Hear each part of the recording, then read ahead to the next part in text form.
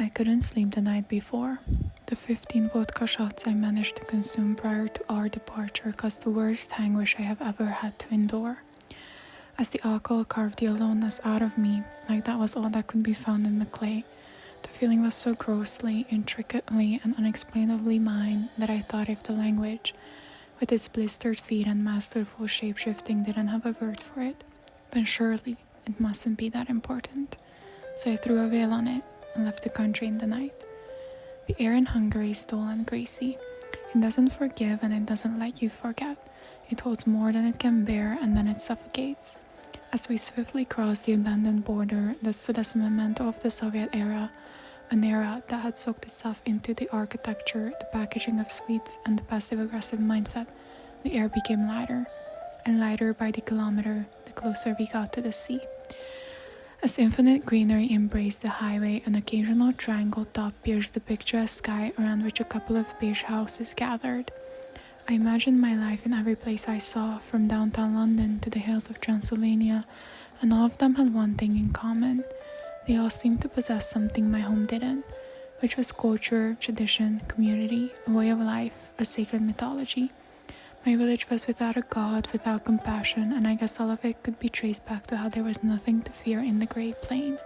Nothing at all, but nothingness. The road was uncannily long, with the rhythmic scenery of glossy trees, curved bridges, and radialess tunnels repeating. The never-endingness of it made me feel claustrophobic. The asphalt struggled against the dry brownness. It twisted, turned, and stretched. It reminded me of youth, of how the milk-toothed, pimpled, intershipped humans had to tame their souls, make the tangledness navigable, pave their way through the uncivilized forest so themselves and others could pass. The closer we got to the end, the bolder the mountains became. By the time we reached the beginning of Makarska, the vibrating greenness went extinct, and in its place, fenced grayness appeared. It gave the illusion of holograms. They didn't look of real life. Under the scorching July sun, the veil-covered clay melted. Surprisingly, its morning star-like shape only made it comprehensible, and it was its doughy material that made it what it was. The gooey, aching spot only understood one thing: death, death, and death. The Adriatic Sea laid so gently into the earth, one would never think she had the bodies of Roman and 20th century soldiers. I read once that men made nature a female because she was something they conquered, and it's so like men to think they won the war, when in fact they only won the battle. Nature will inevitably take us all one day. She will not care for the Tower of Babylon and for all the end that justifies the means. She will heal and regenerate. Things stay the same by changing. She will not be as she was, but she will be unlike us, and perhaps she could only be herself, not being who she initially was. Weeks before our trip, news portals reported that there were potential poisonous fish swimming near the shore.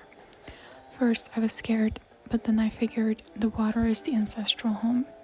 Whatever it will do to me will not be revenge or kindness, it will simply be. Of course, the natural workings of my mind relentlessly searched for meaning, but wasn't meaning the action itself.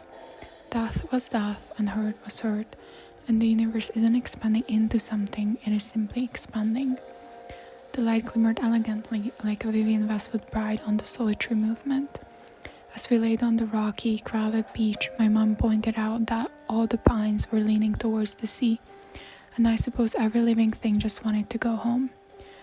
The fresh blueness was ice cold, and dipping myself fully in it took a considerable amount of time. The contrast between the stomach-warming sun and the ankle-freezing water made me feel okay. If those opposites could exist simultaneously, then maybe I didn't have to pick. Maybe I could be everything I wanted. When I finally managed to swim off the goosebumps, I positioned myself horizontally and floated, like the world ceased to exist around me. I wanted to be washed out. I wanted my palms to be so wrinkly I needed to put them on my knees and let them be. I wanted all that rot to be soaked out of me, like the color from the tea bag. The sea could bear it. I thought of Poseidon and all the sea gods whose names I didn't know. I thought of how there was a god for all the things that were too great for the mind. My feelings were gods that way, but gods shouldn't have had such powers in the century of therapy apps. The most interesting thing about the town was the Seashell Museum. The uphill afternoon walk made our limbs creaky and our moods heated, but all was forgotten when we arrived at the monastery. In the arched entryway, monochrome fossils and sun-bleached pictures welcomed us. We skimmed through them, panicked that we had walked all this way for boring greyness that held the secrets of an unviolated era. We let out a breath in relief as we found the glass cabineted room. The shelves were organized by geographical location. My throat was still clogged with the urge to cry, and I judged the shape of my body in every reflective surface when I realized if a miracle came my way, I wouldn't be able to spot it because I would be thinking about how many more steps I needed to reach my daily goal and how I was doomed like a Greek tragedy character. From that point on, I examined every shell individually. I took time to observe all of them. I saw colors I thought were only made possible by factories and patterns that reminded me of my mom's dresses. There were letters exhibited in the center of the room. One man referred to the shells as the stars of the sea. I liked that. I liked how from top to bottom, east to west, there were incomprehensible wonders.